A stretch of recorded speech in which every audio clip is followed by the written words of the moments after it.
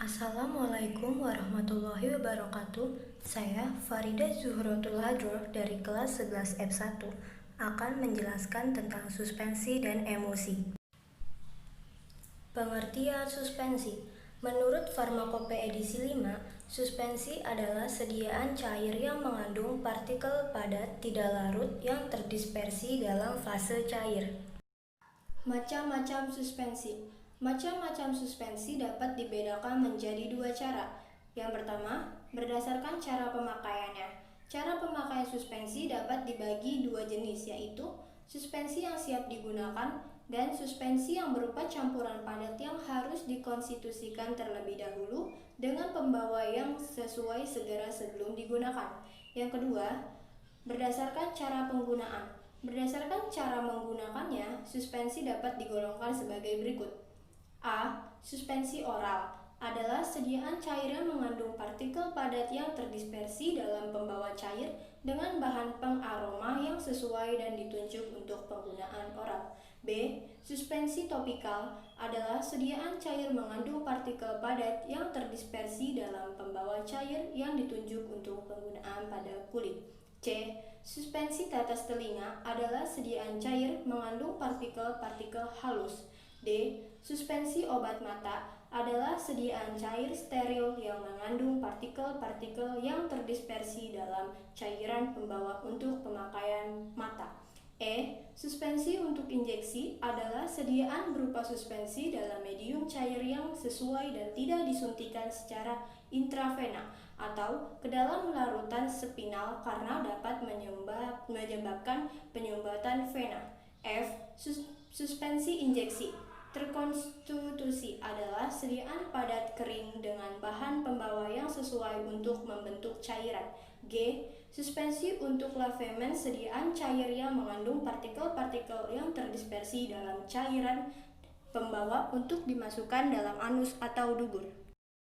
Stabilitas suspensi.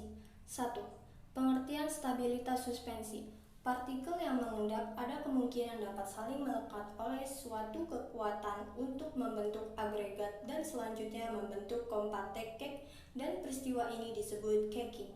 2. Faktor-faktor yang mempengaruhi stabilitas suspensi. Beberapa faktor yang mempengaruhi stabilitas suspensi ialah A. Ukuran partikel. Ukuran partikel berat hubungannya dengan luas penampang partikel tersebut serta daya tekan ke atas dari cairan suspensi. B. Kekentalan. Kekentalan suatu cairan kecepatan mempengaruhi kecepatan aliran dari cairan tersebut. Semakin kental suatu cairan atau suspensi, kecepatan alirannya akan semakin turun atau kecil dan proses pembentukan endapan akan melambat. C. Jumlah partikel. Jika sediaan suspensi dikemas dalam botol dan mengandung partikel yang tidak larut dalam jumlah atau konsentrasi besar, maka partikel tersebut akan susah bergerak bebas karena sering terjadi benturan antara partikel tersebut, yang akhirnya mengakibatkan terjadinya endapan. D. Sifat atau muatan partikel. Dalam suatu suspensi, kemungkinan besar terjadi dari beberapa macam campuran bahan yang bersifat tidak terlalu sama. Dengan demikian, terjadi interaksi antara bahan tersebut yang tidak sukar larut. Bahan pensuspensi atau suspensi agent. Yang pertama, bahan pensuspensi dari alam. A. Golongan gom.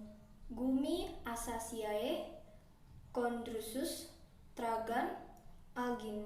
B. Bukan golongan gom. Bentonit, Vectorit, Vegum. 2. Bahan pensuspensi sintesis. A. Derivat selulosa. Zat yang termasuk derivat selulosa adalah metil selulosa, mentosol, kilos, karboksi metil selulosa, CMC, hidroksil metil selulosa. B. Organik polimer. Zat yang termasuk organik polimer adalah karbopol 934 atau karbomer, berupa serbuk putih bereaksi dalam asam, sedikit larut dalam air, sangat peka terhadap panas dan elektrolit, tidak beracun dan tidak mengiritasi kulit serta sedikit pemakaiannya. Cara pembuatan suspensi. Cara pembuatan suspensi terdapat beberapa metode. Yang pertama, metode dispersi. Metode ini dilakukan dengan cara menambahkan serbuk bahan obat ke dalam medium pendispersi, kemudian baru diencerkan. Yang kedua, metode presipitas. Metode ini dilakukan cara bahan obat yang akan didispersi dilarutkan terlebih dahulu dalam pelarut organik seperti etanol, propylene glikol, dan polyethylene glikol. Sistem pembentukan suspensi. A. Sistem fluktuasi. Dalam sistem fluktuasi, partikel terfluktuasi terkait lemah sehingga cepat mengendap dan pada penyimpanan tidak terjadi cake dan mudah tersuspensi kembali. B. Sistem defluktuosa. Dalam sistem defluktuosa, partikel defluktuosa mengendap perlahan dan akhirnya membentuk sedimen di mana terjadi agregasi, akhirnya terbentuk cake yang keras dan sukar tersuspensi kembali. Emulsi. Pengertian emulsi menurut beberapa ilmuwan dan buku farmakope Indonesia. Yang pertama, Ansel. Emulsi adalah suatu dispersi di mana fase terdispersi terdiri dari bulatan-bulatan kecil yang terdispersi ke seluruh pembawa yang tidak tercampur. Kedua, Lachmann 1029. Emulsi adalah suatu campuran yang tidak stabil secara termodinamika yang terdiri dari dua cairan yang tidak saling bercampur. Ketiga, Farmakope Indonesia edisi 5. Emulsi adalah sistem dua fase yang salah satu cairnya terdispersi dalam cairan yang lain dalam bentuk tetesan kecil. Komponen pembentukan emulsi. Emulsi terdiri dari 1. Bahan dasar terdiri dari A. Fase terdispersi atau fase dalam. Zat yang terbagi dalam fase lain. Contoh, air atau minyak tergantung tipenya. B. Fase kontinu atau fase luar. Zat cair yang terdiri sebagai media. Contoh, minyak atau air tergantung tipenya. 2. Bahan tambahan terdiri dari A. Korigen koloris. B. Korigen odoris. C. Preservatif atau pengawet. D. Antioksidan alfa-tokopherol asam galat. Tipe emulsi dan cara membedakannya. 1. Tipe emulsi. Secara umum kita mengenal emulsi dengan dua tipe, yaitu tipe AM, air dalam minyak, atau WO, water in oil.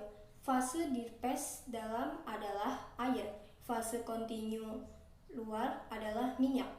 B. Tipe MA, minyak dalam air, atau WO, oil in water. Fase dispersi dalam adalah minyak, fase kontinu luar adalah air.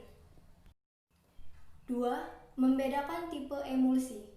Ada beberapa cara untuk membedakan tipe emulsi, yaitu A. Pengenceran. Suatu emulsi akan mudah diencerkan dengan fase luar atau kontinu dari bahan pembentuk emulsi tersebut. B. Konduktivitas listrik. Emulsi di mana fase kontinunya adalah cairan dapat dianggap memiliki konduktivitas yang tinggi dibandingkan emulsi di mana fase kontinunya adalah minyak. C. Pewarnaan atau pengecatan. Emulsi tipe AM akan berwarna merah bila pada emulsi tersebut diberi larutan sudan 3. Emulsi tipe MA akan berwarna biru bila pada emulsi tersebut diberi larutan methylene blue. D. Uji arah creaming. Creaming adalah pemisahan antara dua fase. Jika arah creamingnya ke bawah, maka tipe emulsi yang terbentuk adalah air dalam minyak.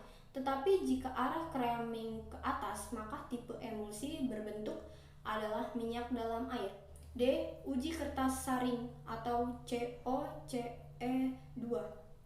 Kertas saring yang dijenuhkan dengan COCl2 dan dikeringkan biru berubah menjadi merah muda bila emulsi minyak dalam air ditambahkan. Ketidakstabilan emulsi. Dalam pembentukan emulsi terjadi ketidakstabilan di antaranya. 1. Creaming merupakan peristiwa memisahnya emulsi menjadi dua bagian dengan salah satu bagian mengandung lebih banyak fase dispersi daripada bagian yang lain. 2. Coalescence adalah peristiwa penggabungan dua atau lebih tetesan minyak dan membentuk suatu tetesan baru yang lebih besar. 3. Inversi merupakan peristiwa berubahnya tipe emulsi dari Ma ke Am atau sebaliknya. Pengertian dan macam-macam emulgator. Pengertian: emulgator atau bahan pengemulsi adalah bahan yang digunakan untuk membentuk proses emulsifikasi pada waktu pembuatan pengontrolan saat penyimpanan. Macam-macam emulgator. 1. Emulgator dari alam. A. Tumbuhan, gom akasia tragakan chondrus. B. Hewan, Adepts lanae, kuning telur. C. Tanah mineral, magnesium aluminium silikat atau vegum bentonit. 2. Buatan atau sintesis sabun. Twin 20, 40, 60, 80 dan span 20, 60, 80. Cara pembuatan emulsi. Dalam cara pembuatan emulsi terdapat beberapa metode, di antaranya metode gom basah. Caranya, gom didispersikan ke dalam air, kemudian ditambahkan minyak dan dicampur hingga merata. Metode gom kering. Caranya, gom didispersikan terlebih dahulu dalam minyak, kemudian ditambahkan air dan dicampur hingga merata. Metode bottle for base. Metode ini digunakan khusus emulsi yang mengandung minyak menguap dan minyak encer lainnya untuk mencegah zat tersebut terperacik. Metode Baker. Metode ini digunakan jika emulsi yang dibuat terdiri dari dua jenis emulgator, ada yang larut air dan ada yang larut minyak. Sekian dari saya, kurang lebihnya mohon maaf.